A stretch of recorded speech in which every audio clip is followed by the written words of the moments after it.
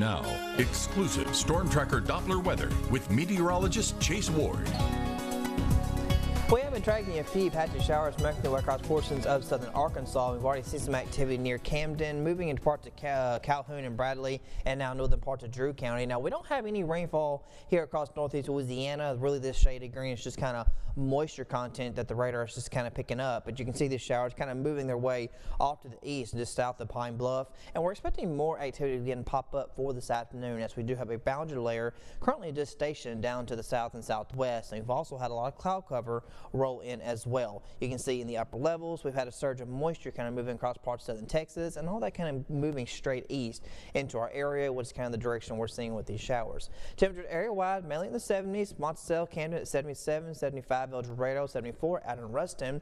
The dew points have not changed at all. It's still a lot of moisture still here sitting at the surface, and forecast the highs will still push back to the mid-90s, but don't have to worry too much about the heat index due to the fact we will see some of these showers and storms roll through for the afternoon and evening hours. And as we kind of head into the 4th tomorrow, not a whole lot of change at all. We're still going to be very warm. It's still muggy. We hit mid-90s, but there's still a chance we might see a pop-up shower thunderstorm mainly down to the southwest, and then we start to clear and really crank up the heat as we start heading into this weekend. And really looking more long-term, we dive deeper into summer, dive deeper into July.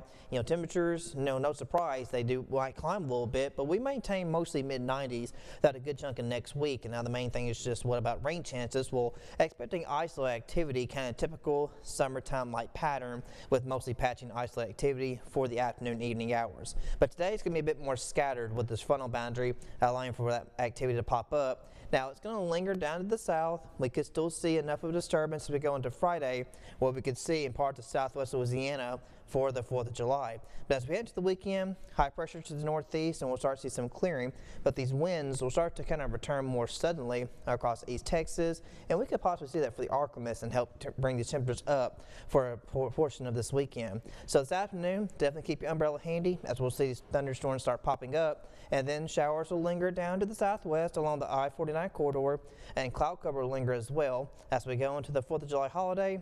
Could still see pop-ups in the same areas down to the southwest, Ruston, Winfield, along I-49 between Natchitoches and Alexandria, and then we start clearing out towards the weekend. As far as rainfall totals, mainly heavier amounts related to the west.